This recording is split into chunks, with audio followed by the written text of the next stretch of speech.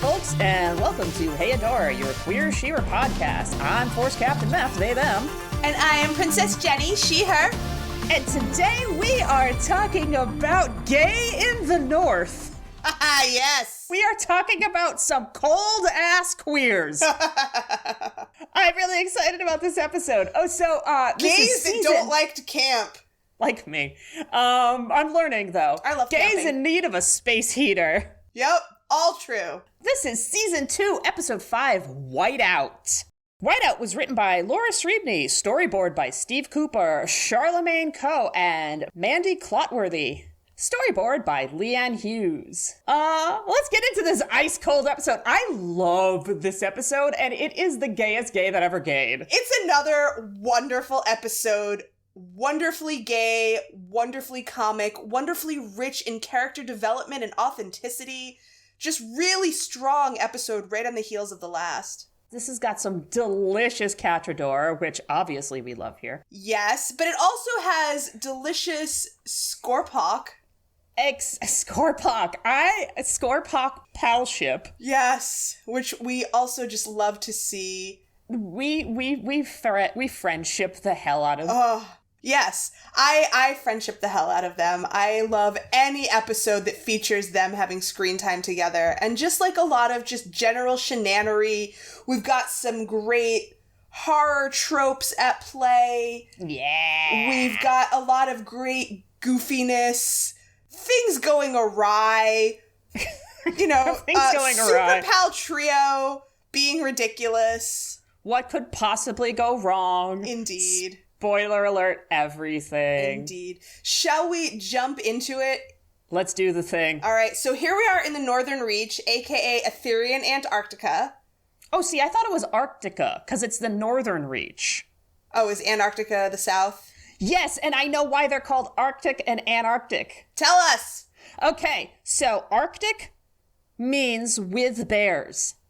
Oh. And Antarctic means without bears. What? I know, because I've done a lot of bear research. Oh, that makes sense. I can easily believe that. Yeah, so because it is northern, it is Arctic. I appreciate knowing this. But if we're going to translate it directly from Earth to Etheria, we will call it the Etherian Arctic. We will call it the Etherian But Arctic, it's still in bicolors, and we dig it. We dig it. Like the snow. I don't know if it's the snow or the light that is the bicolors.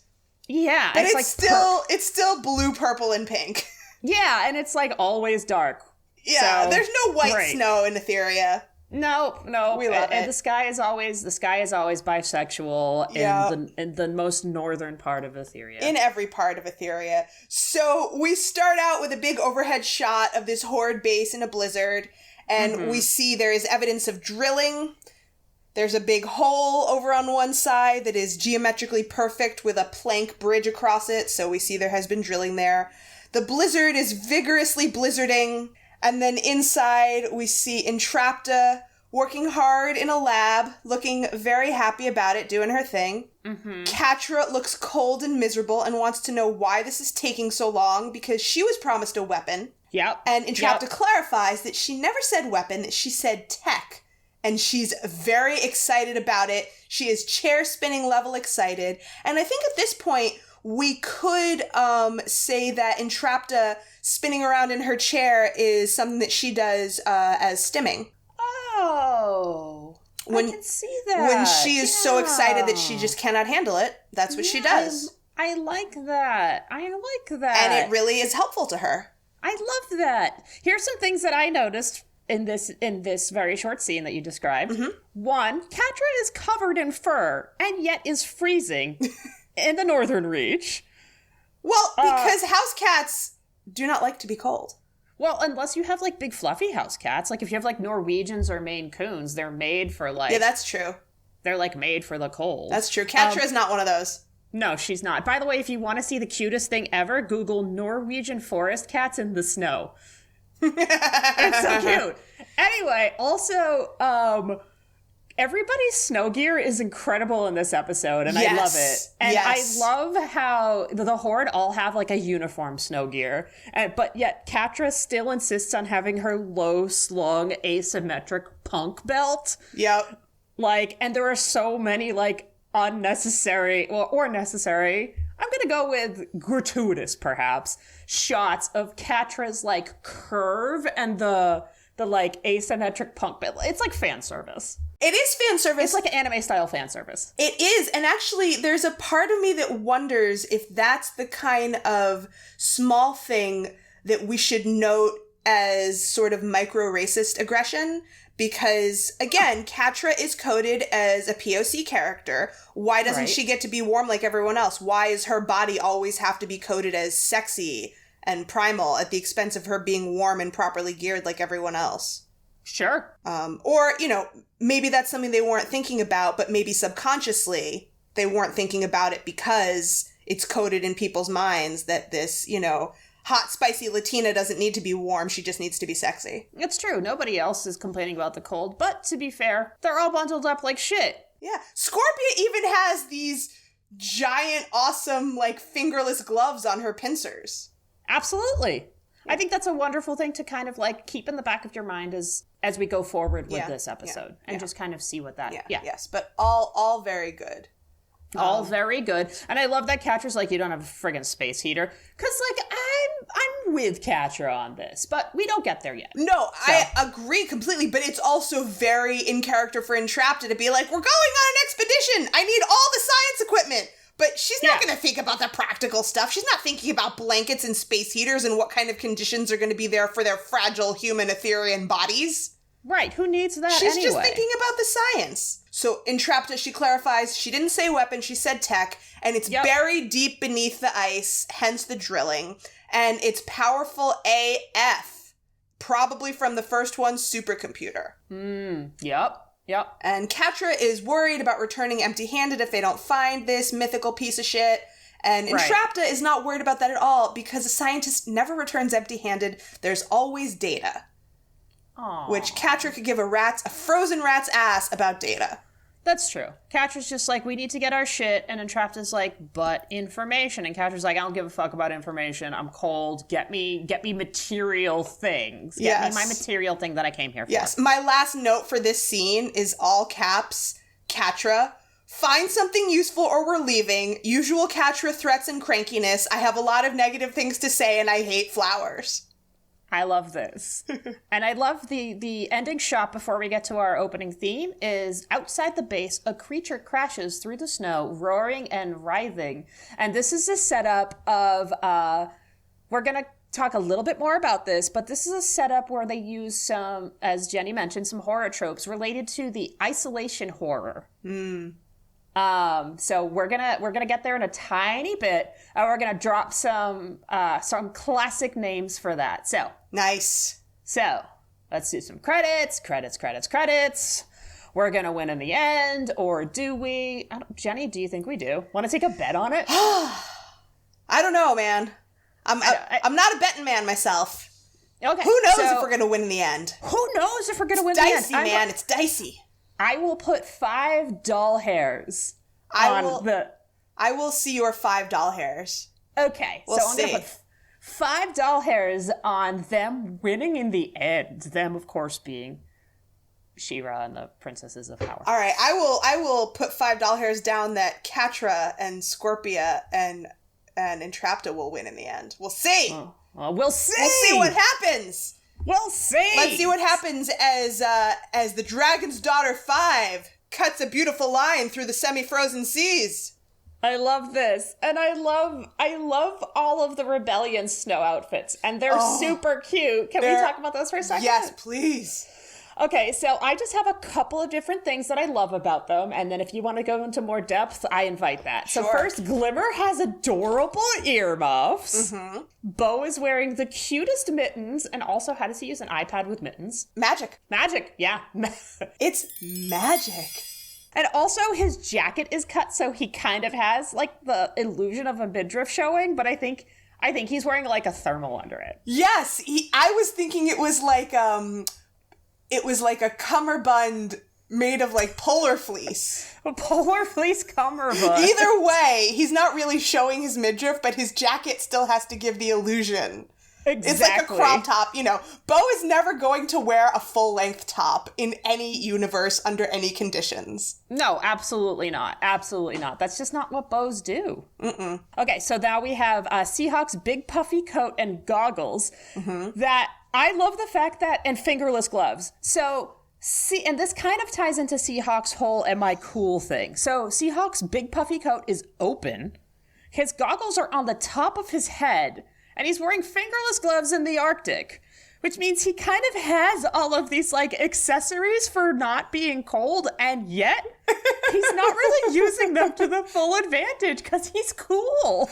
That is a very good point that I had not thought of. Yeah, he's too... I know. Well, I mean, I do that. I'm like, I am way too cool to wear this puffy jacket, and then I you know, I'm freezing my ass off, and I'm like, fine, I'll zip it off. I will give a tiny counterpoint to that, which might be nitpicking, but as someone who grew up doing a lot of, like, outdoorsy winter stuff, sometimes you need a lot of layers because when you first go out, you're freezing, but then once you've been out for a while and your blood is pumping, you start to get hot. So you need to that totally makes sense. You need to slowly start delayering, and sometimes that just means you unzip the big coat, and sometimes that means you take off one layer, and sometimes, you know, the fingerless gloves are good because you start to get hot. And also, sometimes the fingerless gloves are good just because you need to be able to use your fingers, and if you are doing nautical things, I can only imagine that you need to be able to use your fingers to do the knots and all that. And as far as the goggles, like, later he has the goggles on when the blizzard is really blizzarding in his face. He is using them, but right now they're sort of in, like, resting mode. Right, okay. So maybe I'll talk to that. He is in this state of semi-undress with his outer gear right now because that's all he needs. Maybe. Okay. But you could I'll also... talk to that. I don't think either one of us could prove our case one way or the other. Yeah, no, that makes sense. As somebody who has recently been going outside during cold and doing things like that, I can attest that. That makes a lot of sense. But also, he's so concerned with being cool that both we can hold both truths here. Yes, since that is, like, his main theme of the episode. Yeah. I cannot argue. The dialectic of Seahawk's coolness. Oh, God. But also, like, there's a deeper theme with him and Scorpia of, you know... I know. How you let yourself be treated in a relationship and how you see yourself and value yourself. I know. And why don't they like me? Oh, why don't... Am I a worthwhile human being? And the answer is yes. A resounding yes. And Adora just turns into She-Ra. Yeah, Adora doesn't... well, not Adora. She-Ra needs no winter gear. Yeah, and Adora does not bother with putting on winter gear because, you know... She just turns into She-Ra. She can just turn into She-Ra. Yep. So... Yep. Love it. So those were my observations on the Dragon's Daughter 5 and her intrepid crew. Indeed. I love it. What happened to the Dragon's Daughter 4? It did not go down to adventure. It went down to termites. Aww. The most tragic loss of all. It didn't even get to go down in a blaze of glorious flames. Nope, it went down in a blaze of... Tiny chewing. Yes. Tiny chewing. But nonetheless, Seahawk is super pumped to be on another adventure with the rebellion. Aw, because Marmista canceled their plans. Marmista and she's hanging ditched him. Yeah, hang out with other friends and, you know, didn't invite him. Invite him. And all of our hearts collectively break into tiny little mustache-shaped pieces. Oh, to be fair, my heart is always breaking into tiny little mustache-shaped pieces when it breaks, so. Yeah, that's fair. For you, but not necessarily for all of us. But not for everybody. Yeah, no. See, and this is the beginning of Seahawk's theme and subplot throughout this episode. And, you know, it's funny, but it's also very real. Yeah. You know, yeah, it is. Sometimes you might be in a relationship with someone who treats you great when you're alone together. It's very relatable. And then maybe when you're not alone together, when you're with their other friends or your collective friends, they might not treat you that well at all. They might act like they're embarrassed to be with you. They might belittle you. They might exclude you from their group plans with their other friends entirely. And over time, that kind of stuff really takes a toll. Yeah, that sucks. So we're not gonna get into that too deeply at this moment because it's just setting up, but we're gonna keep that in the back of our minds. Glimmer says this mission will be a good distraction for him, and she gives us the rebellion's exposition for what's going down here. We've received reports of horde activity from the Northern Reach. They've set up some kind of outpost, but we have no idea why. And Bo's like, but the Northern Reach is nothing but snow and ice. What could they possibly be doing? And then we kind of cut to what they're possibly doing. Yes. Over to the horde outpost. And I wrote, this whole scene equals gayest moment. Oh, yeah. Oh, yeah. Absolutely. Oh. This is the start of some of the gayest moments in one of the gayest episodes of gayness. Yes. This is like melted rainbow ice cream of gay. Aw, that sounds delicious. It is. I need to take my Lactaid before having it, though. Yes, that's fine. Yeah. We will permit you to take your gay Lactaid to enjoy maximum gayness. Yes, and also we will offer vegan options. Of course, my God. Because, we're queer. Of course we will. Yes. Shall we get to Scorpia? Do you want to talk about Scorpia, Meph? Yeah, so Scorpia is absolutely doing the pump up before asking out the girl you like. And she's blushing. She has a blush on the entire time. And she's saying, you get your head in the game. You got this. You and Catra have a special bond. And deep down in her heart, she knows this.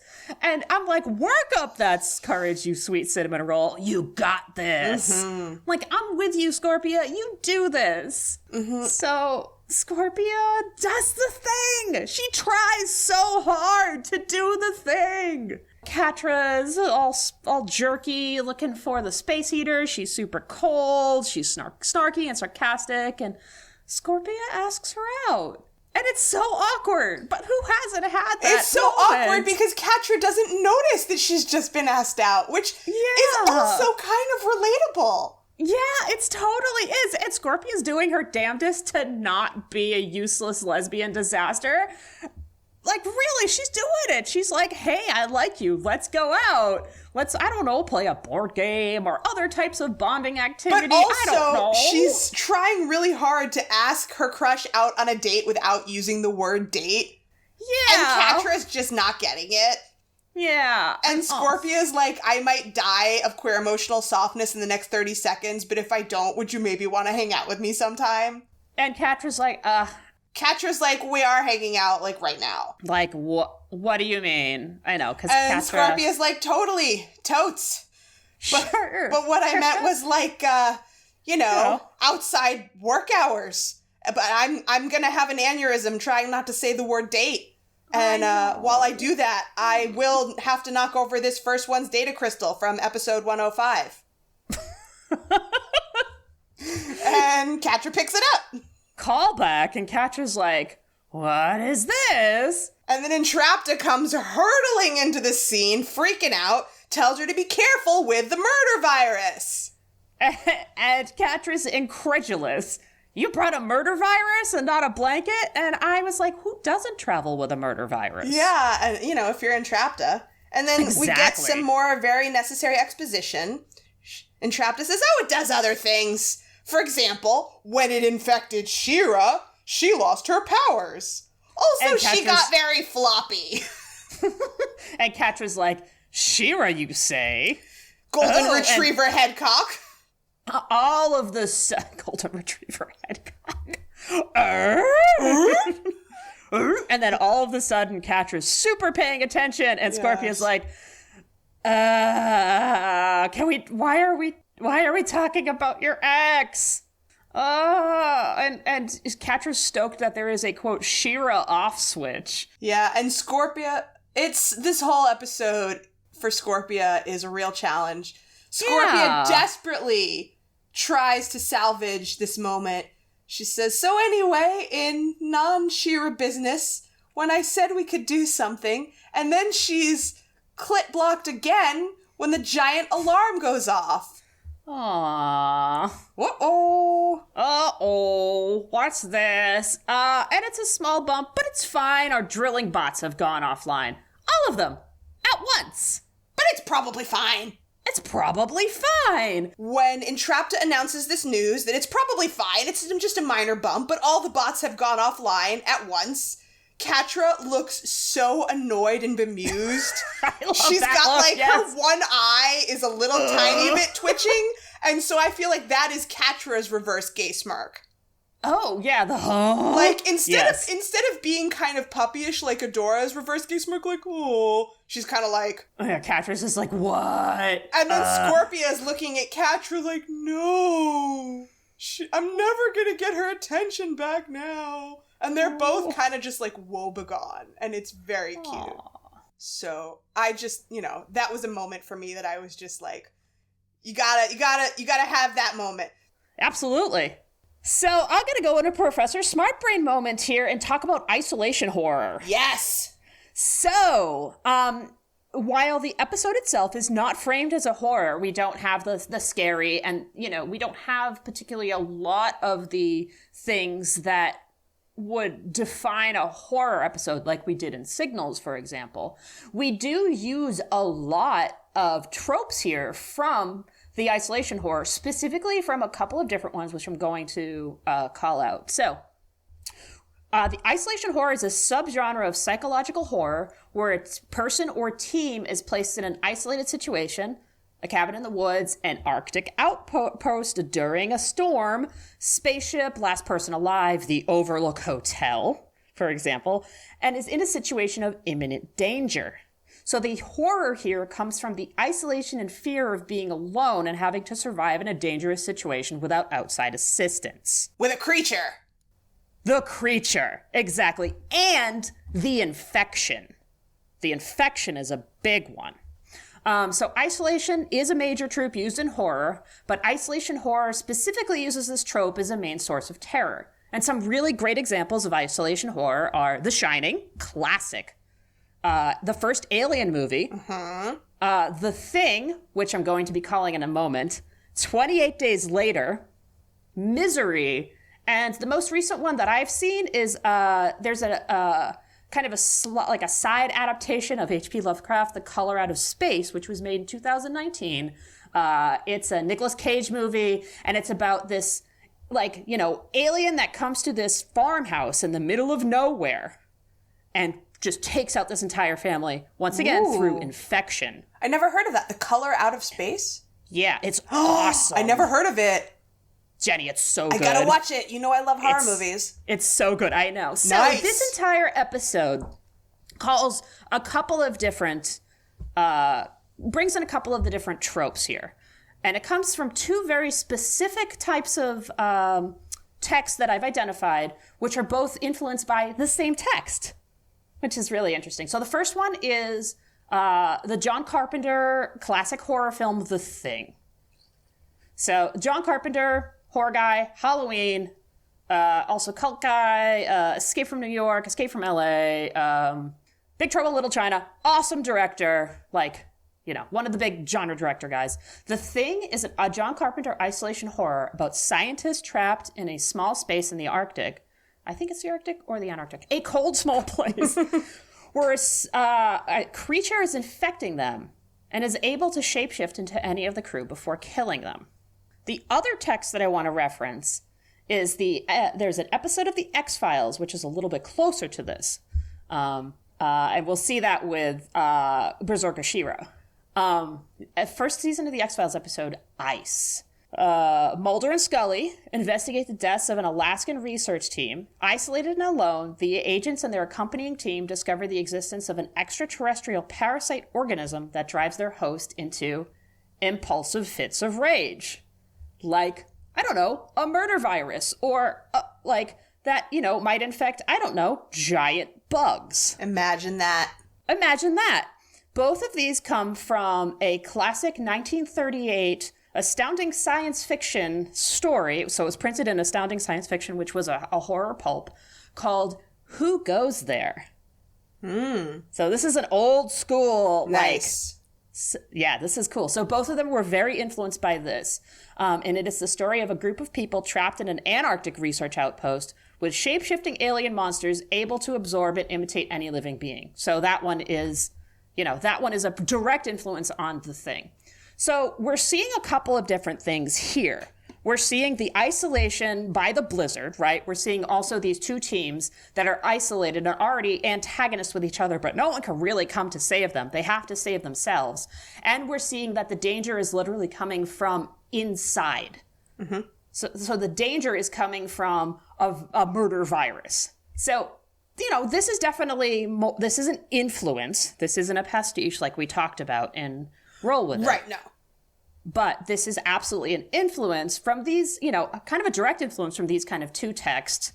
And I wanted to bring that up. Is this a horror episode? It has elements of horror, but I wouldn't say that is a horror episode. No. I would just say that there are horror tropes at play. Absolutely. And it's tropes from these very specific examples of it. I mean, those examples are examples of the trope. I wouldn't say that, this is directly taken from those. I would say that those are other examples of the trope. Yes, exactly. And there's another horror trope. Maybe horror might be too specific of a word, and I was going to bring this up later. We'll get into it later. And this is more of a misdirect. This is not what it actually is, but of the spirit that is insulted or disrupted and becomes angered and becomes a source of danger and wrath when it would otherwise have been a benign spirit. Yes, I love that. And that's taken a lot more from Eastern mythology and Eastern traditions. So I couldn't find as many examples as I wanted to. I was thinking more of like Miyazaki and Studio Ghibli, Spirited Away. There's one example straight from Avatar that I'll talk about later.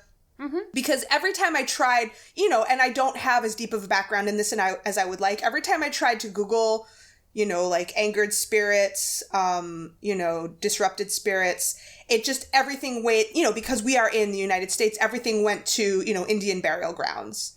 Which is such a Which is a huge thing. Yeah. It's a gross trope. Yes. It's disgusting. It's like Poltergeist and, every American horror movie where it's like, oh no, we disinterred an Indian burial ground to make our condo complex.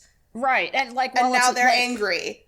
Right. And while it's intended to be kind of like, when it was really used, intended to be a progressive thing, it also indicates and identifies that there's no more Indians left. Right. No but more also, Indians, that is very much gross. Grounded in where we are. We are in North America. This is our history. Exactly. And this other trope that we are looking at, this angered spirit, comes very much more from Eastern mythology and Eastern traditions. So I just, not having enough background in it myself, I didn't have a foothold to do a deep dive. But I pulled a couple of examples, and we'll come to that later. Yeah. And when we come to that, I also have another example since you mentioned Ghibli. So I'm super excited to talk about that. Yeah, because I love Ghibli. This was an excellent opening moment to discuss the horror tropes that are at play here. Yeah. So now we're back with the Best Friend Squad outside in the blizzard. Best Friend Squad plus Seahawk. And Seahawk is unpacking his relationship issues with Mermista to his friends. Because queer processing and wondering how much of it is a reflection on him. Exactly. And this is where I wrote, it's not about you, Seahawk. It's just her stuff. We think you're cool. I wrote that too. I wrote, poor insecure Seahawk, I think you're cool. I get it, buddy. Yeah, and we love Mermista. We do. We love all of our babies, but they all have shit that they have to work on. Absolutely. Without exception. Without exception. And Seahawk he's so sweet. And it's not okay to cancel on your partner at the last minute to make plans with your other friends and just blow your partner off and not include them, especially if it's a habitual issue. Exactly. And your partner is a mustachioed pirate. That's also not cool. I mean, I think it doesn't matter who your partner is. I know. I was making a joke. Yes. Especially if your partner is a mustachioed pirate, they deserve love. And if you cannot give your partner love while also hanging out with your other friends, then maybe this is not the right relationship for you. Yeah. Maybe you should, unfortunately, work out your shit. Maybe you should work out your shit. And this is, it's still early in the series. Yeah. They got time to work on this. They got time. But so unfortunately, because of Mermista's own insecurities and her inability to embrace the fullness of her emotional spectrum and her need to be able to act detached, she has made Seahawk feel insecure about his own self-worth. And that is just very, very sad. And that's not okay, Mermista. Yeah, it's not okay. Uncool. Unfortunately, we have to label this uncool behavior, Mermista. It's okay. Yeah. I'm sure there's therapists over in the Sea Kingdoms Yeah, this is we can go to the Selenius therapy group and Yep. For disaffected bisexual mermaid queens. that is way too close to home. Meanwhile, She-Ra thinks there might be something else out here as she observes some very large, deep, tunnel-like tracks in the snow.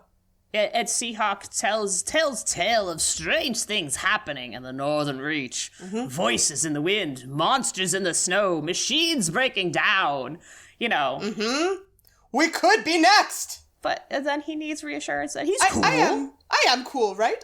I am. And everyone's like, all right, we get it. You've probably been saying this the whole time. We like you, Seahawk, but, you know. But, they can't give him the reassurance that he really needs to hear from his partner. Right, because exactly. And also, like, they're on a mission. They're busy. Like, they don't. Yeah. He's, That's also true. They are on a mission. Like, it's like it's okay for them to draw boundaries and be like, dude, we get it, but, like, maybe you should process another time. Like, we're all working right now. Yes. Since you just pointed out that monsters are in the snow, machines are breaking down when we could be next. Perhaps maybe we can process later. Yeah. Yes. Yeah, totally. Yes. Totally. Yes. So yes, off they go, basically. So, Bo's like, hey, we get a little exposition about Bo's tracker pad and what's been happening. Oh, Bo's tracker pad has been on the fritz since the rogue communication hub. Remember that, kids? We do remember that. I have trouble pinpointing the location. Seahawk is like, we'll follow our instincts. Points the wrong way. Of course he does. Of course, in that exact moment, tracker pad comes back online with a new massive signal in the exact opposite direction. Oh, looks like it works. Off they go, leaving Seahawk to feel shitty about himself yet again. And then we go back to the Horde. Yep. So they are now over at the drilling site, looking down at the giant chasm from that drilling bridge, where they can now see that there are 0 bots. Yep. And, Entrapped is like, oh, maybe there is scientific truth about the rumors happening, the strange rumors happening in this reason. Yes. Once again, doing the whole science and magic thing, right? And my note says, Entrapped, as usual, is not freaked out by anything, just casually ponders the scientific possibility that ghosts are real. Yep. And I just wrote, ooh, spooky, because I'm deep. Yes. And Catra pivots to her comfort position of threatening and ordering everyone around when She-Ra's here. And Catra's here. And it's a Catra-Dora scene. Gay. This is gayest moment for math number gay. This is number gay.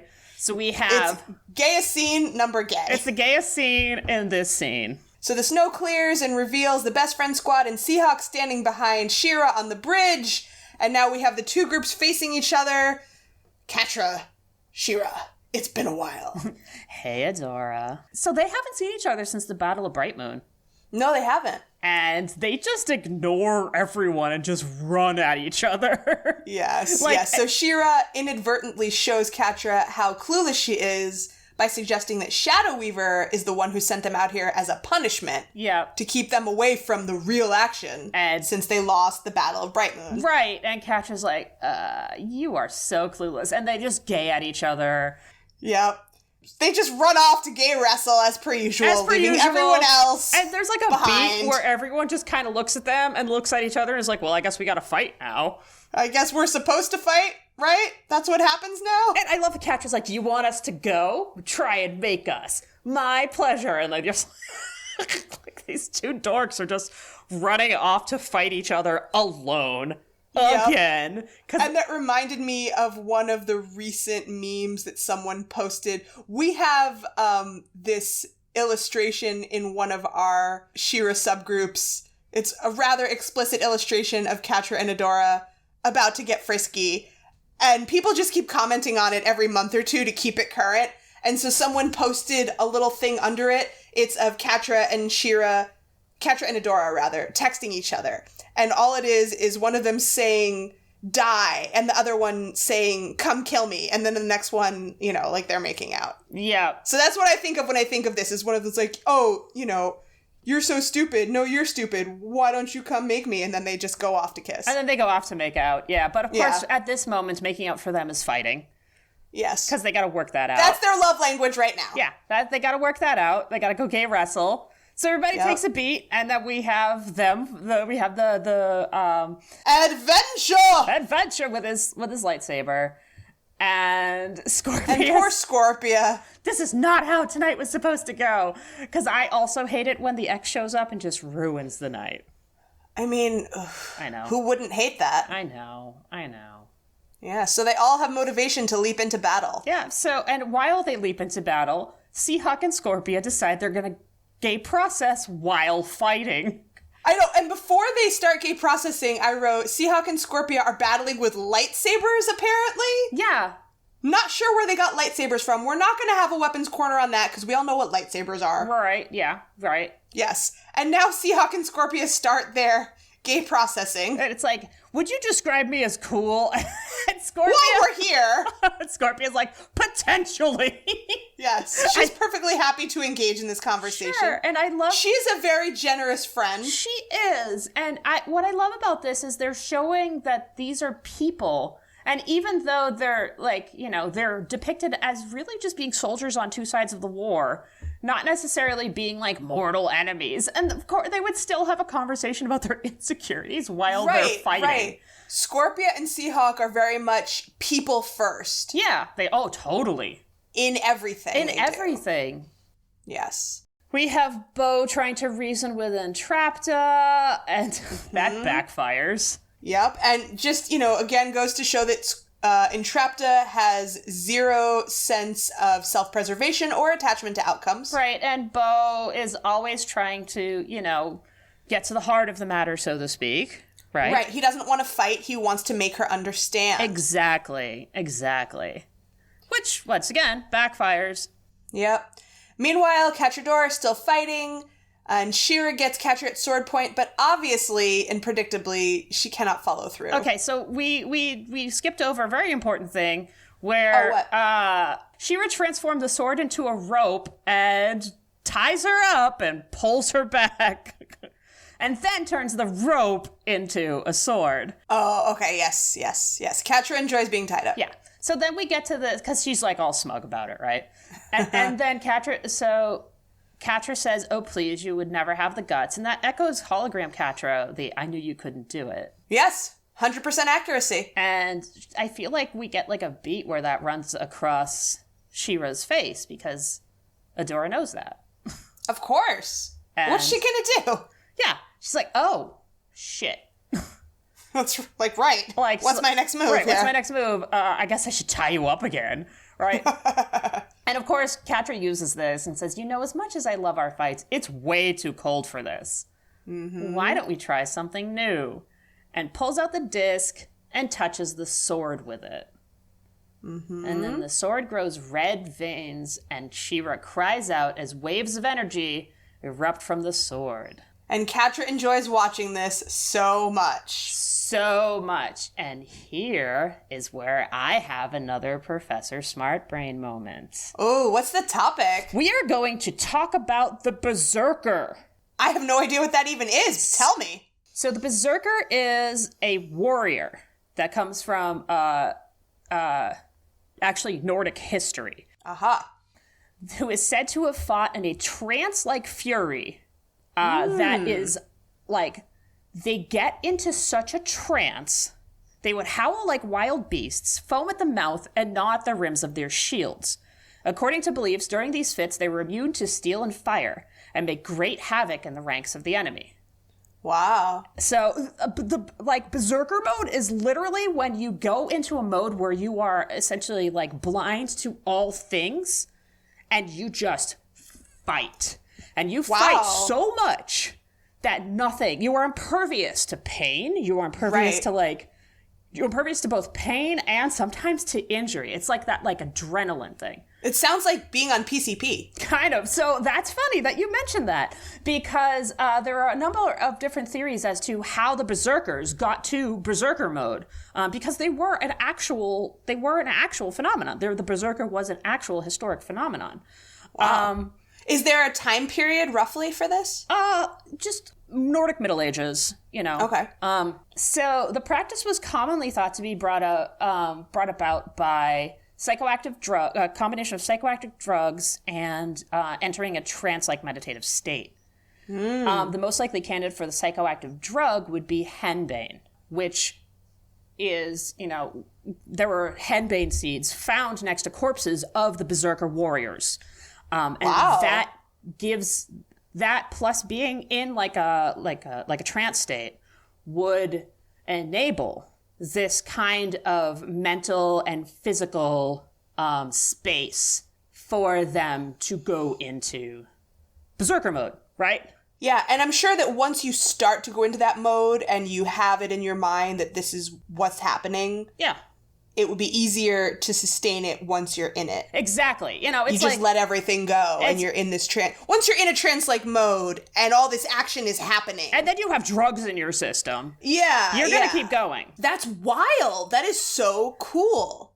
And because it's Nordic, and obviously She-Ra comes from Nordic tradition, it seems like they probably knew about this, even though to me, this is brand new information. So here's a couple of really fun things. So to go into Berserker mode was to go into a mode, it's called Hamask, which translates to change form. Berserker itself comes from the word berserk, which is likely to mean bear shirt, as they would dress in bear skins in order to become the wildness of a bear, to get into this sense of fury. And this is fucking awesome! The fury itself is called Berserkergang, which not only occurs in the heat of battle, but also, you could do it to, do laborious work, lift, you get into a space where you can perform impossible things for human power. So, this is fun. The condition is said to have begun with shivering, chattering of teeth, and chills in the body, and then the face swells and changes color. This is like proto-Hulk stuff. It's like proto-Hulk stuff. Yeah, exactly. And this is also where the word berserk comes from, etymologically. Exactly.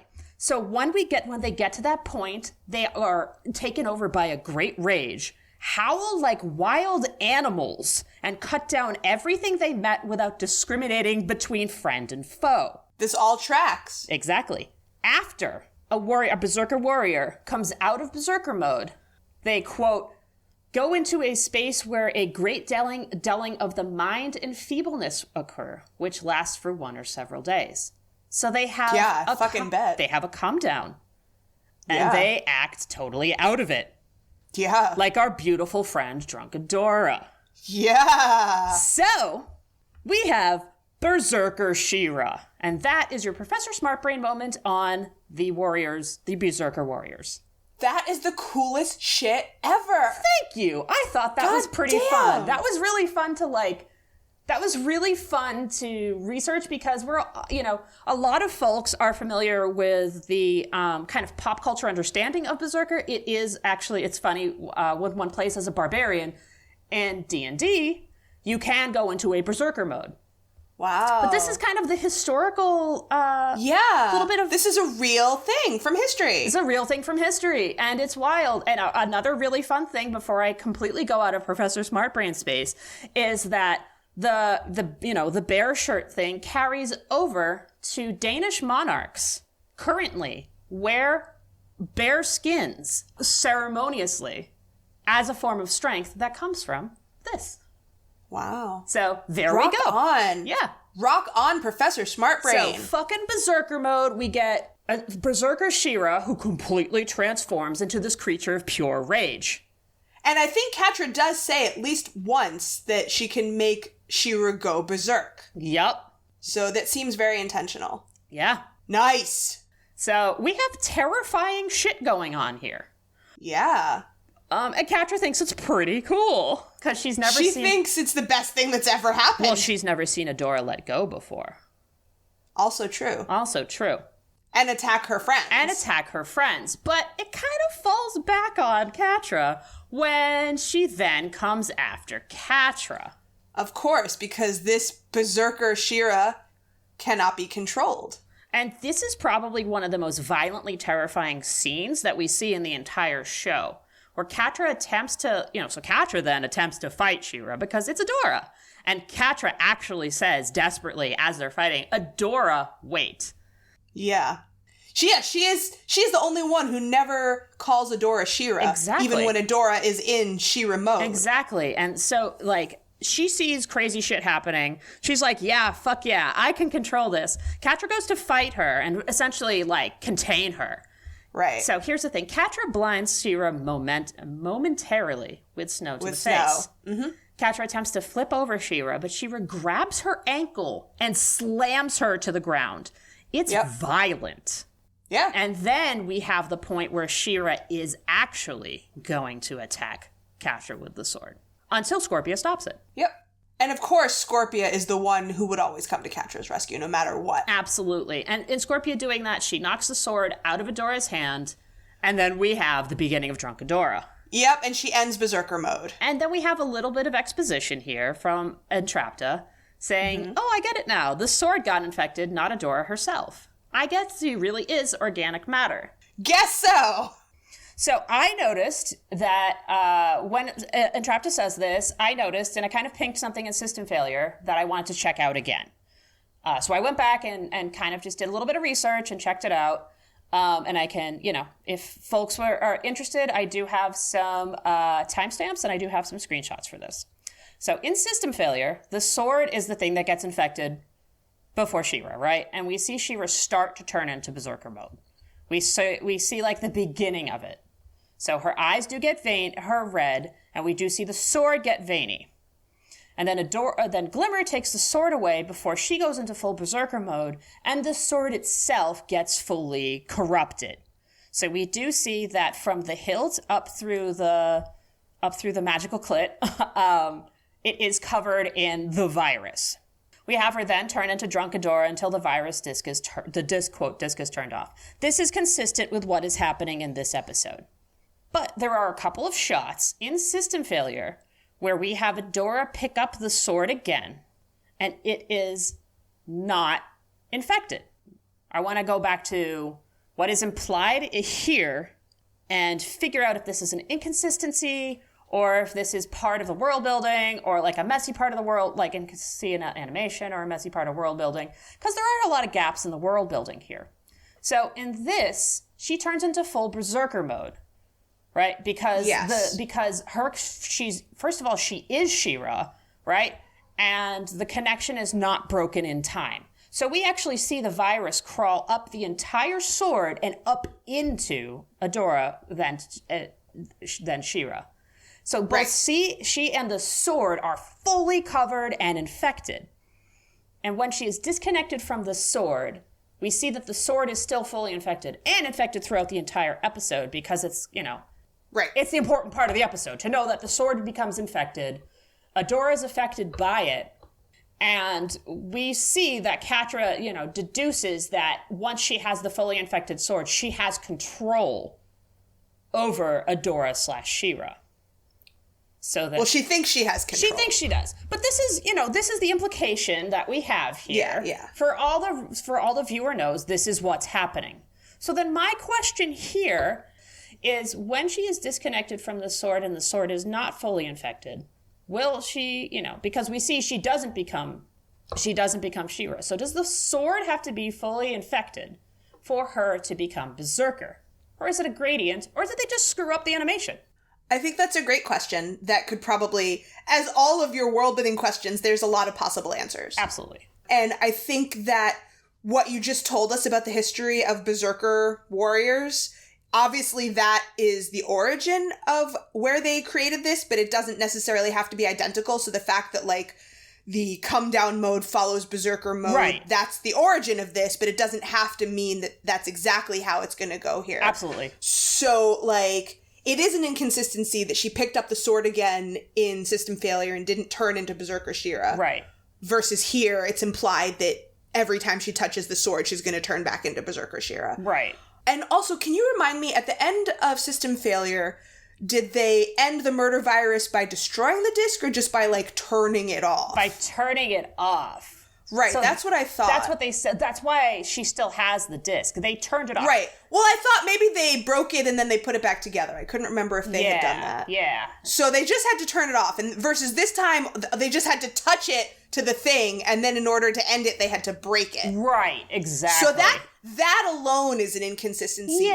Yeah. Maybe. Or maybe it's not an inconsistency. Maybe there's more than one way to activate it. And this way of activation was more intense and more immediate. Maybe it's not an inconsistency. Who knows? Right. That is an excellent theory. So, folks, if you want to, why don't you write into us with your theories about what you think happens? Is it an inconsistency?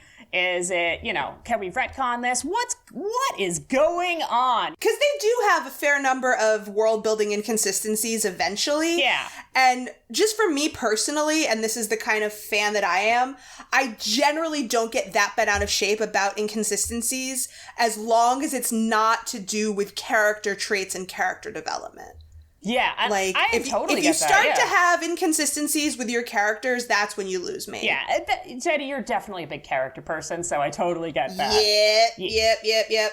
But sometimes you build this crazy world and it's hard to keep things perfectly in line with how you created them 2 or 3 years ago. Right. It's not real. You can do what you want. That's my resting position. Totally. But I know that that's not everyone's resting position, and that's okay too. Absolutely, yeah. And I feel like this is the type of juicy, fun thing that we get out of this show, right? Absolutely. Yeah. And that's why fan culture is so much fun, because we all get to talk about it and dissect it together. Absolutely. So the end of this scene is Catra congratulating herself on capturing Adora, and they bring her back to the Horde base, and as they do that, we see the profile of a creepy snow monster. Creepy snow monster! Oh no! Yep. But so that's the end of that scene. We missed a really gay moment. Oh shit! The gayest of gay moments. So Catra has the sword now. Walks over to Adora laughing. This went so much better than I could ever hoped. Scorpia is holding Adora by the arms backwards. Adora is facing Catra, kind of chin out. Catra takes the hilt of the sword, lifts Adora's chin, gets right in her face, to a point where they could totally kiss right now, and says, "Looks like you're mine now, Adora." Oh. That's hot. That's hot. Also very strong Buffy Faith vibes. Very strong Buffy Faith vibes. Very strong. I feel like we've literally seen this with Buffy and Faith before. Yeah. Right? Yeah. And so this is the note that I have for this. Gayest of gay screaming, gayness of gay, gay, gay, holy gay, the sword chin tilt is like gayer than gay people actively gaying. Yeah, that covers it. And poor Scorpia is sitting there holding her crush's unconscious ex. Yeah. Watching this happen. While she has just failed to successfully ask her crush out. Also, that's really gay, too.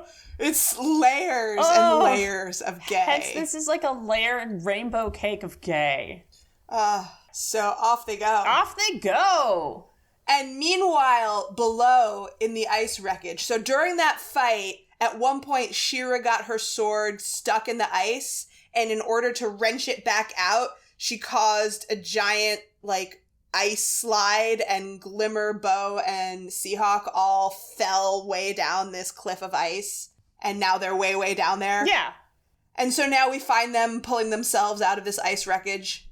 And I love Seahawk. I, for one, am shocked and terrified. Speaking for the group, laying out the emotional stakes. Right, and then Glimmer... narrating the daring do's. And then Glimmer immediately brings up the expositional stakes. Yep, that's what Glimmer always does. It's very handy. She tells us that Entrapta's disc infected She-Ra, just like in episode 105, and they have to destroy it for good. Yep.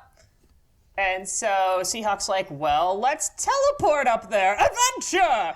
Yes. Because, he has to punctuate everything with the word adventure, as we know. Well, he's also, not for nothing, they did just suffer a significant defeat. Their spirits are low. They could use some pumping up. Sure, I agree. But Glimmer does not have any teleports left. Her turn is over. Can't do it. And Seahawk is like, well, that's terribly inconvenient. Yep. I love, good job, buddy. I love his understatement, but like it's so jolly. And I don't think he means it as a sarcastic understatement. He's just like, oh, that's inconvenient. Yeah, but yeah. Glimmer's pissed. Glimmer just wants to like beat the crap out of Catra. Yeah, and my last note for that little scene, and I'm sure this is a note referring to Glimmer, is Catra needs the smirk wiped off her stupid sexy face. She just stupid sexy Catra.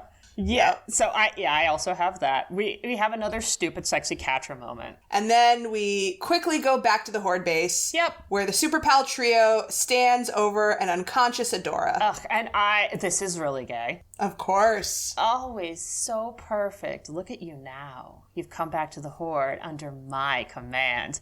Gay, gay, gay, gay, gay, gay, gay, gay, gay, gay. This is gay.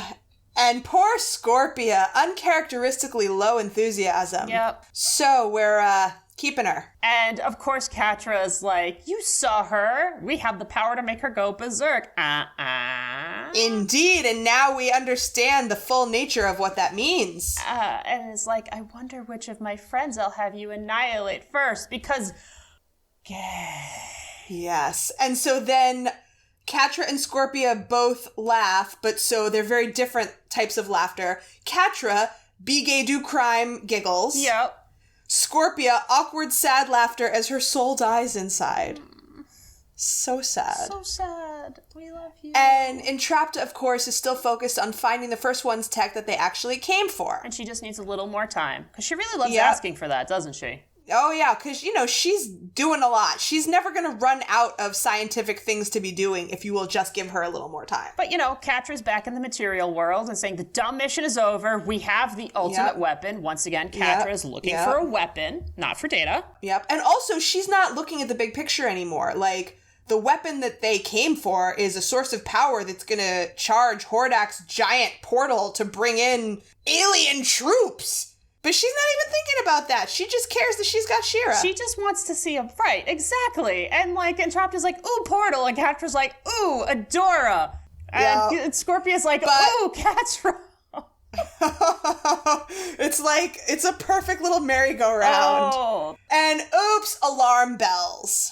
Oops. Now it's time for some alarm bells while everyone is very caught up in their own immediate thing. Yep. Catra goes to check it out and leaves Scorpia in charge of unconscious Adora. Yep. And of course, Scorpia will rock any job that Catra gives her, even if it's babysitting her crush's unconscious ex. Yeah, cool. I get to babysit my crush's drunk unconscious ex. That sounds like the worst pride ever. Oh, God. That's like the worst pride party ever. And then, of course, it's immediately followed by the trope of, oops, womp, womp, where'd she go?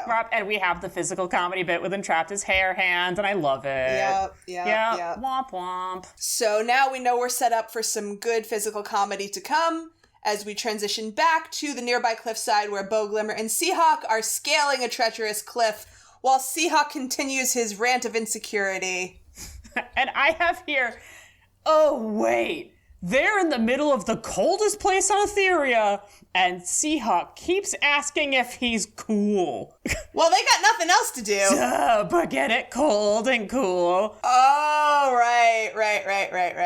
Womp, womp. Womp, womp. Anyway. I'm a pirate! Pirates are the definition of cool! Hey, pirates are pretty cool. Pirates are fucking cool, man. He's right. Yeah, he's right. He's not wrong. No, everything he says is right. He's pretty cool. But unfortunately, it's not cool when you lose your grip and start to fall to your doom and your friends have to save you and pull you up the cliff. Yeah, it's like, dude, I get it. You're sad, you're insecure, but you're at work. You gotta keep it together. Yeah. And now, as he's being pulled up the cliff, he sings himself a little opposite inspiration song. Oh, which is sad. Very sad. I'm Seahawk, I am. Want to take a guy for granted, then I am your man. Oh, Seahawk, you're... Guys, back me up, I'm very cool. Seahawk, you are very cool. This too shall pass, Seahawk. Yeah, we got you, buddy. Yeah, your friends got your back. So then we go back to Scorpia. Wicked annoyed here. Ugh, gay. Indeed. Gay. The way that Lauren Ash delivers the line, but no, I'm stuck babysitting her ex-best friend. Like, you know that she, like, you know, it's the best friend part. I just cut out the best friend part. Yeah. Just wanted a moment alone with Catra, but I'm stuck babysitting her ex. Yep, and Lauren Ash is an international treasure. Oh, she is. So. She is.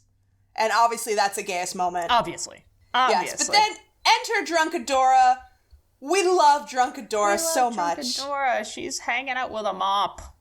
Drunk Adora is everyone's friend. Everyone's friend. And you're a big bug. We love you, Drunk Adora. Yep. Hits Scorpia in the face with a mop, but in a loving way. She's like, I'm taking you back to the lab. Drags her over to the keyless entry pad that she does not remember the combo for. Yeah. And here comes one of my favorite parts, even though it's silly. I love this part. Drunk Adora starts hitting buttons seemingly at random and having the best time ever. Boop, boop, boop, boop, Beep, boop, ba, ba, boop. ba. I love it. And this is one of the times when I pull myself out of the moment because I just can't help picturing Amy Carrero sitting in the sound booth having the best time. Oh, yeah. It's one of those. Oh, totally. You know she has a friggin' blast doing Drunk Adora, right? Yeah. Oh, God. Yeah, it's like, how do they even coach her on, like, what kind of boop sounds do we want? Boop. Can you give a little more, like chest in the boop? Can, like, instead of a boop, can we have a boop? Right? A little more chest in that. Yeah. Right. Poor Scorpia is just trying to handle a simple task. She's having a... Why must her crush's drunk ex, who her crush is still obsessed with, vex her so? She's having a real challenge of a day. She's a woman on the edge. Yes, this is a great classic Scorpia line. Yep. Why are you making this so much harder for me? Please, I'm a woman on the edge. I've had a real challenge of a day. We've all felt that. Yeah. And again, Scorpia, like, she doesn't even get angry. No. She just gets more and more honest. Yeah. Which is just, like, so beautiful. I know. I love her. But just as she admits how close to losing her shit she is, boop! Green light. Doors open. And we have another super gay moment. Drunk Adora. I put in Catra's favorite number. And Scorpia's like, oh, you know Catra's favorite number and I don't? Rub it in my face, don't you? Yes. And I have a question for you, Meth. I have perhaps an answer. Yes. My question is, what do you think Catra's favorite number is? Because I would have guessed 69, but that was hella digits that Adora put in there, so it can't possibly be 69. Yeah, so my guess was going to be 42069. Because that's what I would put in. Because I'm okay, fair. 12. But on June 9th, 2020, ND and Molly did a live stream that was a benefit for... That was the BLM live stream? That was the BLM live stream. And this was a question asked by a fan. And the answer given by ND is Catra's favorite number is 66666. Was that 5 sixes in a row? Yes. 66. That's very difficult. 666. I feel like that's not really the number that Adora punched in that keypad. ND said that it was the number was an inside joke with the writers, and this was when ND kind of said that actually Catra's favorite number is 66666. So Catra is... Did they say why? No. Oh, that's gonna drive me crazy. Yeah, Catra's just metal. So. So, I mean, the entire 4-hour live stream is available on YouTube if you want to watch it. There's all sorts of tasty post-canon nuggets on it and great drawings of like drunk wine mom. Shadow Weaver is a good one. Yeah, and that's, all sorts of fun stuff. So check it out. Well, that's juicy information. Thanks, Andy. So, Scorpia cannot handle this further evidence of the Cachadora bond that she will never break. Yep. But speaking of breaking... Yep. The wall suddenly rips away, leaving the room open to the blizzard outside. Yep, and oops. A creature comes a-creaturing. And creatures the hell out of the wall. Yep, Drunk Adora thinks it's fun. Yep, sticks her tongue out, like, catching snow, I'm drunk, whee! Scorpia is more appropriately concerned, grabs Adora, yeets her back inside. Yeet! Scorpia's really good at yeeting. Yeah, of course she is. Yeah. Says they're gonna stay in. Drunk Adora says, yes, girls' night in! I love that. As she slides bonelessly to the floor in Scorpia's arms. And I just love Scorpia, even when she's not saying anything. Like, her deadpan reactions are also just comedy gold. Sweet. I love Scorpia. She's the best. And then we go back super, super quickly over to the cliff face, where Bo, Glimmer, and Seahawk have finally made it to the top. Yep, and we have Bo's looking to see if there's any sign of She-Ra, and Glimmer's like, no, just a terrifying snow monster. Yep, and then we see the giant tech worm snake thing that they're calling a bug. Yeah. I think it looks more like a giant toothy worm. Yeah, I could see that, or like a pill bug.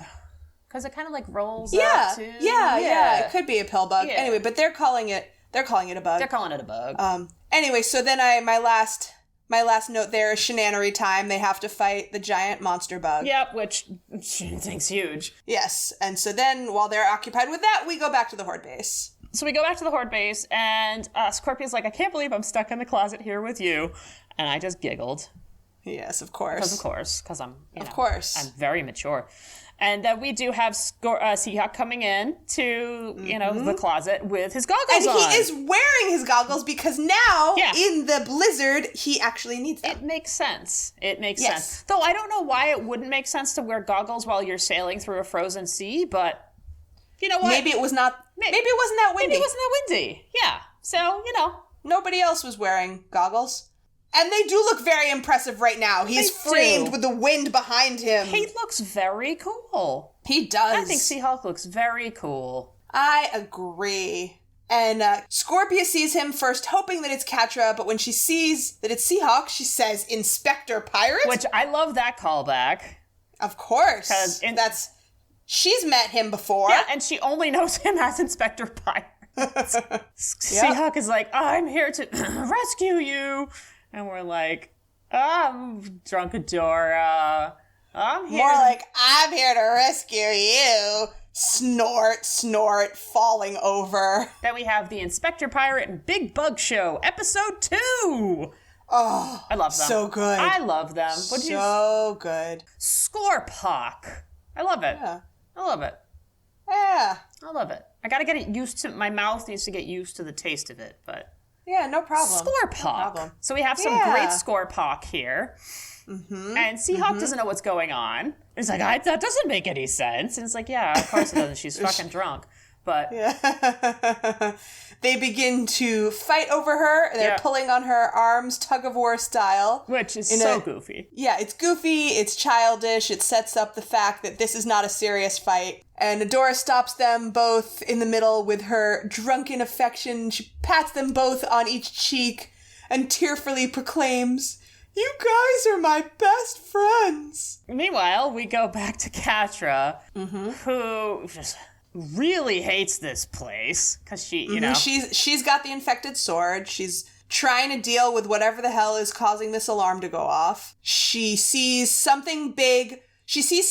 Trying to smash through the wall. She points the sword at it nervously. Yep. And all she says is, "I really hate this place." And then she runs away because she's smart enough to know not to go looking for trouble in a horror genre episode. Yes, this is absolutely the isolation horror part. And then she runs back to the lab where she finds Entrapta. Right. And then we have another scene where we have a little bit of exposition here from Entrapta saying, yes, drilling into the ice, we've unleashed these creatures and now they're obsessively trying to destroy us. What an unexpected twist. And then And actually, this is a great opportunity to talk about confirmation bias. I love that. Please do. Because drilling into the ice is not what unleashed these monsters.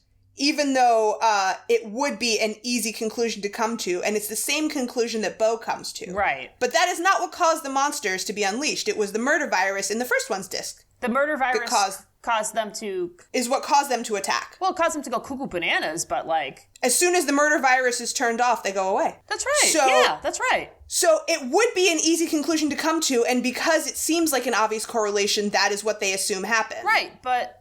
That's true. But that's not what actually happened. Just because two things happen simultaneously doesn't mean that one caused the other. Right. Correlation does not equal causality, right? Exactly. That's the axiom. So I just wanted to point that out. Yeah. Thank you, Jenny. I also did the correlation and causality thing there. I appreciate you pointing that out. Thank you. No prob, Bob. And this is also a callback to the isolation horror trope by this like exposition. Like, we've unleashed the creatures and now they're trying to destroy us. It's like a very meta like understanding of it and too. so this is where I wanted to talk about that other genre trope, that there is another example from Avatar. So this is a misdirect on the trope of angering a normally benign spirit that is protecting the land, protecting the natural world, and it only attacks when a bunch of asshole colonizers come along and disrespect the land. Love this. Let's go. So that's not what actually happened here, because as we know, it was the murder virus. Right. But that's what it seems like is happening. Right. So this was something that was like, I got a little mind tickle and I was like, there's definitely at least one example of this from Avatar. So I went back in Avatar The Last Airbender, episode 107, Winter Solstice Part 1, The Spirit World. Aang and his friends visit a village that is being terrorized by a local spirit. And Aang finally finds out that the reason for this is because the spirit was angered when the Fire Nation came and burned down the forest. Imagine that. I know. Why would a forest spirit be mad about that? Right? So as soon as they make things right, basically, with the natural world, then the spirit reverts to its natural state of being a benign spirit. And it's a panda, right? Yeah. It's a big, beautiful panda spirit. Yay, panda spirit.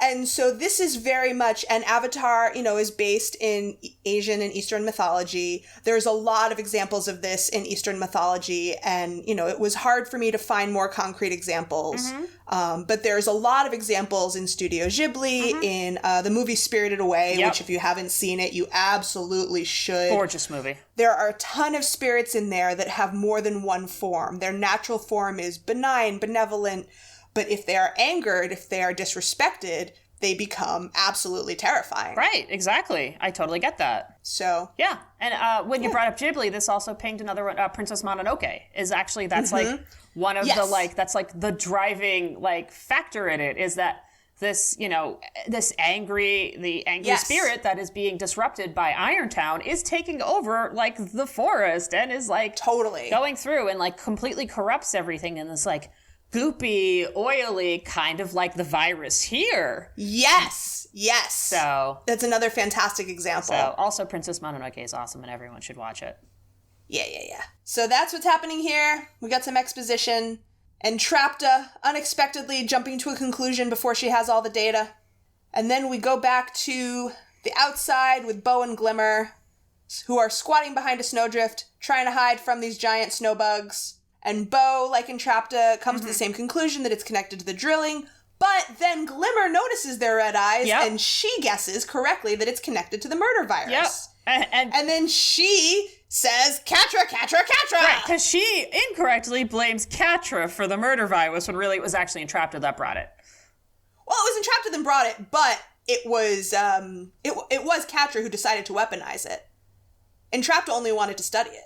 Catra grabbed it and put it on the sword. Right, and then that activated it for all of the bots? Yeah. Entrapta was not planning to weaponize it, because she had learned from her mistake that it was dangerous. Oh, okay, yeah, no, that makes sense. I just thought this was Glimmer, just like everyone else in the show, just being like, Catra. But yeah, no, that makes sense. Well, yeah, I mean, you're right. We're both kind of right in a way. Also, this is something that popped into my mind recently. I have a strong feeling that a lot of our younger viewers don't know the origin of the Catra phrase, where it originally comes from. Oh, yeah. Marsha. Yeah, so that's from the Brady Bunch. The Brady Bunch was a sitcom in the 70s. And Jan, so that comes from Jan Brady, who was the middle child of the Bradys.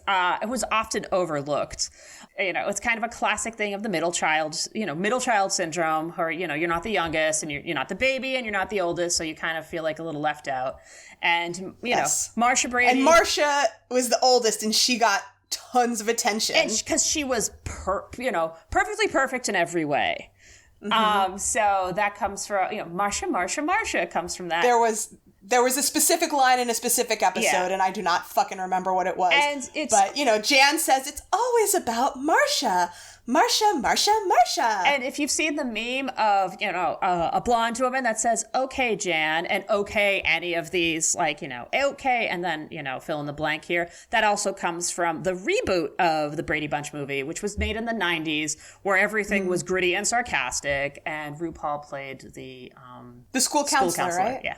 So yeah. Anyway, and they always squeezed in lots of gay characters into those reboots. Yep, exactly. So which was very gratifying. Marcia had a lesbian best friend who was obviously in love with her. I totally forgot about her. Who was super fun. Anyway, and that was also a running theme within those Brady Bunch parody movies from the 90s. I haven't watched them in a while. I don't know if they hold up, but I think they do. I watched at least the first one not terribly long ago, and I was like, this is still a good fun romp. They're very campy, they're very fun. So we kind of bring that in as Catra, just why is everyone obsessed with Catra, including myself? We don't wonder about it in Catra's case. We know why everyone's obsessed with Catra. But so we have that. And then we have our snowworm pal showing up. Yeah, and then we have Bo asking if Glimmer has one teleport left, which I think we can kind of generally bring up that whenever Glimmer thinks that she's out of magic, she usually does have one teleport left. Well, I kind of feel like in the same sense that we can all relate to this. If you're so exhausted and you feel like you can't, you're done, I can't walk another step, in a life and death situation, you can always rally. Right. But they're always in life and death situations because they're literally soldiers in a rebellion. So I feel like it's fair to say that Glimmer, if you don't think you have it, you can dig down and you still have it to really save yourself. Yeah, most of the time. We believe in you, Glimmer. But even when she was captured, and when she was being held by Shadow Weaver, she couldn't break out for her own sake. But when she saw Adora being tortured and about to be mind wiped, she could break out for Adora's sake. So I really feel like there is a level at which, when the stakes are as high as they could possibly be, there's a level of adrenaline and self-preservation, / friend preservation that kicks in. Totally. That you wouldn't be capable of if it was just we just have to keep walking because we're not there yet. Yeah, exactly. And you're just I'm done walking and I can't walk another step. Exactly. Anyway. Yeah, I got you. I think we're on the same page. I'm with you, yeah. Anyway, so Glimmer does have one teleport left, and oops, she teleports them right into the Horde lab. Yep, and Entrapta... Which is a great comedy beat. So Entrapta sees them and is like, hi! Hi! Yeah, it's great. And the rest of them all just kind of stare at each other because they're like, wait, we're supposed to fight. Yep, and they go into this, it's just chaos. It's just utter chaos. Yep, yep. So Glimmer and Catra immediately start fighting. Bo shoots an arrow, which accidentally hits Entrapta. She gets wrapped up in a trick arrow ball that's this giant body bind, but she seems fine with it. Yeah, it's fine. She's fascinating. Yeah, I love it. And you just see her rolling in and out of frame, and it's fucking hilarious. Just another thing she can study. Yeah, exactly. So she's so positive. Yeah, so while that shenanery is afoot, we hop back over to Scorphawk and Drunk Adora. Yep. And so Scorpio and Seahawk are still fighting over Adora. Scorpio insists that Seahawk should fuck off because Catra entrusted her with this job and she cannot let her down. And Adora. Catra, she's mean. And you know what? We love our mean lesbian. Of course we do. We love our mean lesbian, Catra. The truth must be spoken. And of course, Catra's like, she's misunderstood. You know this. You grew up together. I can't compete with that. You of all people. Right? It's like, she's your ex. I can't compete with that. You're her ex. But she knows. No matter what I do, I can't seem to break down her walls. And now I have a new category for meta-est moment. Oh, okay. For this line. Uh-huh. But you two, even when you're trying to kill each other, you can tell there's a real bond there. Yeah, it's totally meta. Yeah, we're we all know. We all know that. We just saw that happening, Yeah. Yeah, that's the theme of the show, basically. 10 minutes ago we saw that happening. So, yeah. And also every episode constantly. Also every episode forever, and including the, every other episode forever. Yes. And then that line is immediately followed by heartbreak.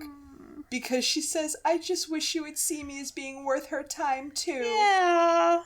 Aww. And she starts to cry and she hides her face behind her claws. And Seahawk is like there with her. Aww. And Seahawk's face. I love them. Seahawk's ultimate sad anime eyes reflect all of us. Yeah, I love these two. Yeah. Aww. Yeah. Like, nobody could relate more to Scorpia than Seahawk. And I want their buddy comedy right now. I want it. I want it to happen. They deserve a spin-off. I know. So much. They really do. It would be so glorious. Aww. Anyway. Back to the lab, and Katra, of course, sarcastically is like, always great to see you, Sparkles, but we're a little busy, because, she's still being a cocky little fuck. She loves fucking with Glimmer. Yep, she's not really taking the stakes of the situation seriously. Entrapped is still just doing her research without her hands, since she's in a full body bind. Yep. And, once again, we have Glimmer trying to solve the problem. Catra's like, you don't like my new improved version of She-Ra? And it's like, God fucking damn it, Catra. Like, this whole thing is about you controlling She-Ra, bringing her back to the Horde, right? Mm-hmm. Like, come on. That's what everything is about. Everything for you is about bringing Adora back to the Horde. Jeez. Mm-hmm. And Bo is still trying to reason with Entrapta. Yep. And finally, he gives her the piece of exposition that she needs to put the final pieces of the puzzle together. Right. He says, those monsters outside are infected by the same virus that's infecting She-Ra. And so Entrapta realizes that the monsters are also First One's tech. Right, which, Bo already figured out. Well, Glimmer was the one who figured it out. Right, but it's like, how did everyone get this except for Entrapta? She's so sharp. Maybe she just didn't care. I know. Well, she was, probably distracted by the 1,000 other things that she is researching simultaneously. Fair. This was like a minor thing. Like, we're getting attacked. Anyway, there are some other things happening. That makes a lot of sense. But, Bo is also, he never loses sight of the big picture in terms of trying to get Entrapta back on their side. Right. He says, Entrapta, please, look who you're working with. Whatever the Horde is giving you, it's not worth the damage you're doing to Etheria. Aww. It's like, and she doesn't even seem to hear it. It's not like she's ever arguing against that. Right. She's just, again, totally focused on the science. She has zero attachment to outcomes, zero sense of self-preservation. All of these dangers are equally dangerous to her. Right. She can't continue her research if she's dead. Right, but still science. But none of that even registers for her. Nope, because science. Because science. Yeah. So for now, that's where we're at with her. Yep. And now we go back to our new best buddies, Scorphawk and sleeping drunk Adora. They're doing a really good job of drunken babysitting. They are, and they're also doing a really good job of queer processing. They really are, and these two are great. So they're just opening up to each other, and they're really seeing each other in each other. Yeah, they really are. Exactly. They're both commiserating about how unappreciated and badly treated they both are by their significant other / crushes. I mean, even though Catra is Scorpia's crush, in a way, they're kind of like platonic partners because they do everything together and they depend on each other the same way significant others do. Yeah, absolutely. Yeah. Do you want to read Seahawk's first line here and I'll read Scorpia's line? Yeah. It's like, just once I'd like to hang out with Mermista and her friends. I'm good at groups. I have excellent stories of daring do. Why don't they want me around? Oh, I hear ya. Catra's been so busy since she got promoted, but she still always expects me to make time for her. Does she even understand how much I do for her? And this is very, very real. Yeah. This conversation could happen between any two people anywhere. Absolutely. I relate to this so hard. Oh, Jenny, I'm sorry. Yeah, I mean, not right now in my current life. Right. Many of us, we've been through this. Many of us have absolutely been through this, yeah. And once you're in it, it can be very hard to climb back out with your significant other who has come to treat you in this way where they expect you to always be there for them, and you have come to expect yourself to always be there for them. But they put less and less priority on meeting your needs, and you start to feel like your needs are just not that important. Yeah, absolutely. Yeah. And, it's a slippery slope. It's a gaslighty, slippery slope. It is a gaslighty, slippery slope. And, Seahawk is like, the only time anyone hangs out with me is to give them a ride. It's like, okay, you're the dude with the car. Mm-hmm. And Scorpia's like, Catra once used my rock-hard exoskeleton as a nail file. And she even had to buff. And I'm like, oh, that's actually kind of funny and sad. Yeah, it's very sad, but it's kind of funny. It's one of those things where you have to laugh or you'll cry. So they both start laughing. And then drunk Adora finally wakes up and tells them with the utmost confidence that only a drunk person can have, that nothing is wrong with them. And they are good friends. Yeah. And good people. They are. And she likes them. Yeah. And also, Scorpia is very pointy. Very pointy. And you know what? She's right. She's right. And their confidence points have now been re-upped. Yeah. And it's like, we really are great. And, Seahawk is clever, roguishly good looking, and a top-notch sailor. And you know what? I can relate to that, as I am both clever and roguishly good looking. Indeed you are. But I'm not a top-notch sailor. No, well, can't be all things to all people. It's true. And you know what? He doesn't care. And he doesn't need their opinions to validate. And I'm like, hell yeah! That's right. That is the very important end to that thought. Yeah! Is that you can't rely on everyone else's opinions to validate your sense of self. Absolutely, because he's At Seahawk. the same time, you should not be with a partner who belittles you. Yeah, definitely. But that does not mean that you should rely on them for your sense of self. Absolutely. And then on to Scorpia. She's brave, strong, gives great hugs, and she's loyal. And then she says to Adora, you may have left Catra, but someday she's going to see that I won't. I'll always be there for her because that's who I am. And I love you, Scorpia. And this is where I say, be careful, Scorpia, because when you define yourself as someone who will never leave no matter what, you remove all boundaries for how you allow yourself to be treated, and that's not what you really want. Well, we see throughout the entire series that Scorpia definitely has boundary issues. Yes, and she does eventually leave. Yeah, she does. She does. She struggles profoundly with her boundary issues. Yeah, she does. Both for her, herself, Yes, in both directions. Yeah, absolutely. But so now they are juiced up, they have refound their confidence and their sense of self, and they are ready to kick some bug butt. Yeah, so let's show them what we're made of. Woohoo! Adventure! Yes. And now we go back to the lab. And Glimmer is like, we have to destroy the disc or none of us are getting out of here. And of course, Catra's like, I must have lost it. Yeah, Catra's still not taking the situation seriously, still being a cocky little fuck. Yep, and, Entrapped is like, oh, it's in your pocket. Entrapta rolling by in her full body bind. Oh, Catra, it's in your pocket, remember? Bo and Glimmer preparing to fight Catra, but before they can, one of the giant bug bots bursts through the wall. And then immediately following that, Scorpia, Seahawk, and Adora burst in. And they have a fantastic entrance. Yes. Scorpia runs in and shouts, for the Horde! And Seahawk shouts, I don't agree with that sentiment, but I'm also here. And this is one of my favorite lines in the entire show.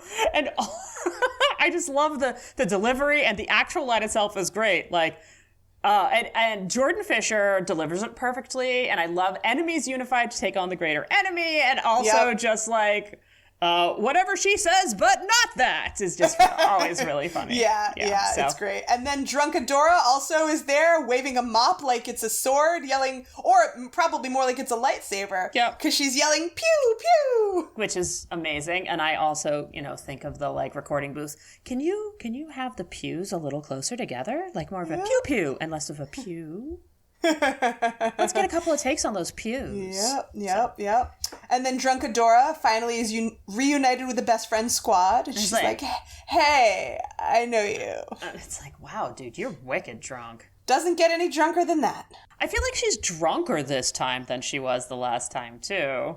Well, it would make sense. Yeah. Because she went way berserker than she did. She went berserker, and now she's got, the crash. The come down has got to be way bigger. Yeah, so. From that crazy PCP trip she went on. Yeah, for real. Of course, and we have Scorpio rushing to Catra to shield her, and Catra's just like, I don't give a shit, I have to find Adora.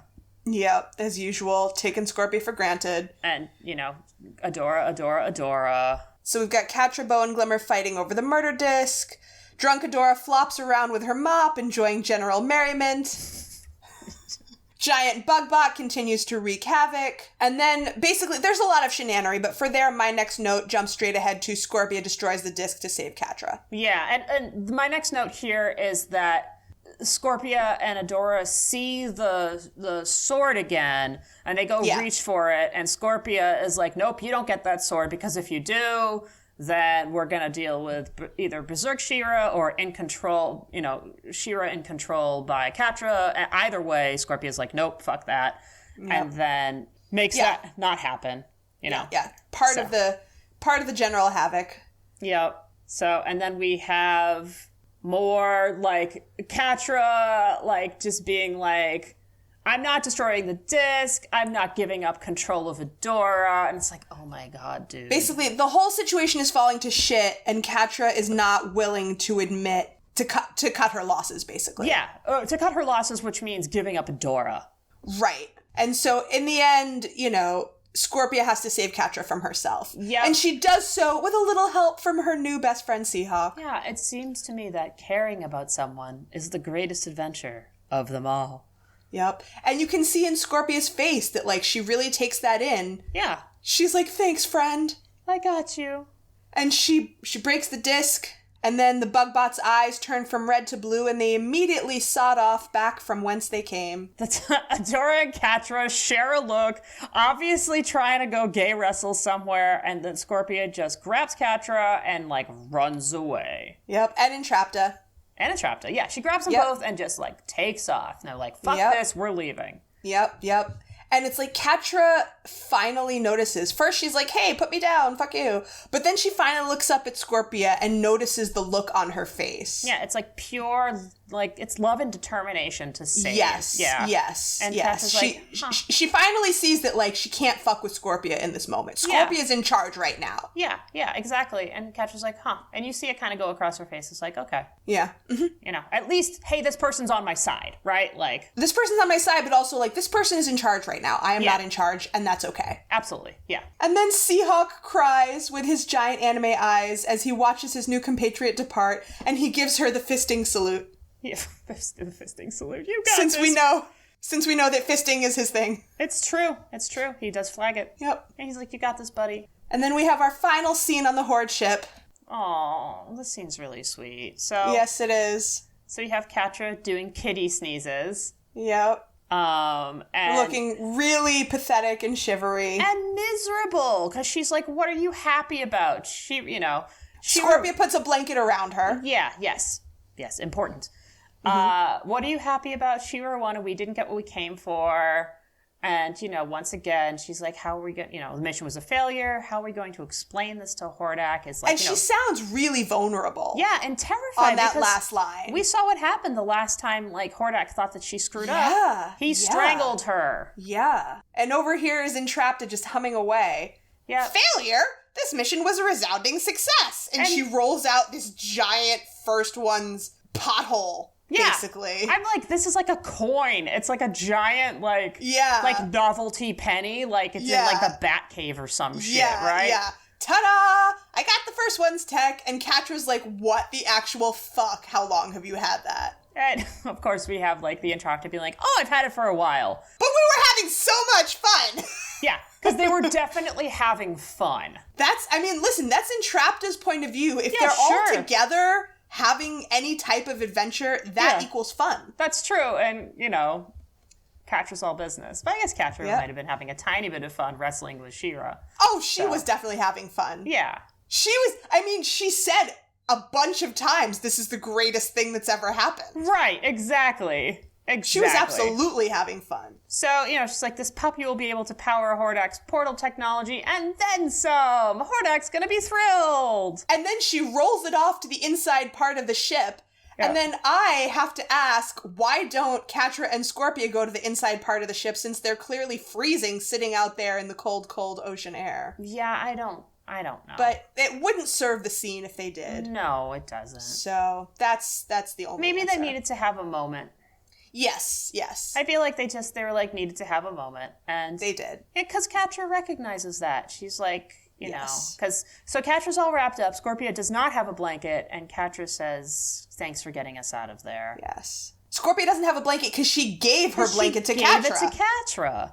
And Catra is like, notices this and is like, okay, come on. And does that thing where you open up a blanket to snuggle with someone. And it's really sweet. And Scorpia has literally never been happier. Yeah. And Yes! Thank you! And she just goes in for, like, the full snuggle and is like, oh, look at us. Head down. Yeah, just, like, blissed out. Look at us. Just 2 peas in a pod. Yep. And we're so happy for her, but at the same time, it's such a low bar.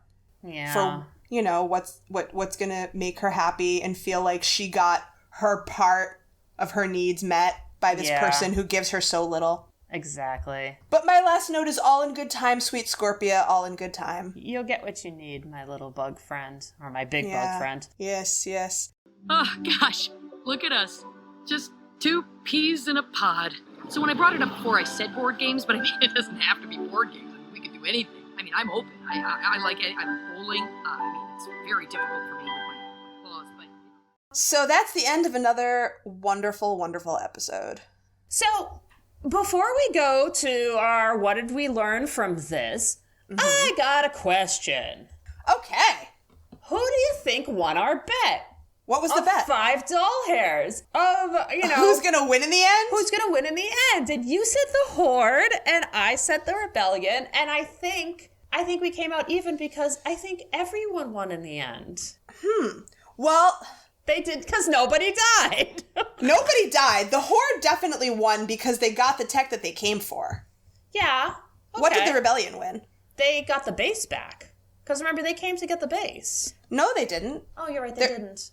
That was the last episode. Yeah, and Scorpio won because she got to snuggle with Catra. Yeah, I think you're right. Jenny, I owe you 5 doll hairs. Yay! So I have to find a doll, and then I will cut 5 hairs from it, and then I will send it to you in the mail. I will expect 5 very creepy hairs of doll. Because, you know, that's the kind of friend I am. I just send... Any day now, yes. I just send doll hairs in the mail. Hooray! Hooray! Hooray! I look forward to that. Thank you, Meth. You're welcome. So, Jenny. So, Meth. What did we learn today? We learned a lot of good things. First, we learned that you shouldn't be in a relationship with someone who makes you feel like shit. Yup. And doesn't prioritize spending time with you. Yup. We learned that if you're in a relationship like that, you have to communicate with your partner if you want it to change. I love this. We learned not to fuck around with murder viruses. That's definitely an important lesson to learn. And we also learned not to impinge on the natural world, or otherwise angry spirits might get you. I feel like those are great lessons. Those are all really solid lessons. Very useful real-world lessons. Absolutely. Absolutely. Well, folks, if you liked what you heard and you want to join us in Berserker mode, you can like and follow us on Apple Podcasts, Spotify, Google Play, or wherever you get your podcast fix. You can also find us on Twitter, Instagram, TikTok, and Facebook at HeyAdoraCast, or you can email us all of your recommendations for how to get into Berserker mode at HeyAdoraCast@gmail.com. You can find the link for our Patreon to join, as well as the link to this week's ice-cold Spotify playlist Whiteout, in our show notes, or at heyadora.gay. That's right. heyadora.gay. Fucking gay. We're never gonna let you forget it. And remember, queer joy is radical. And queer love saves the universe. Woo! Oh! Cold as ice. Brr.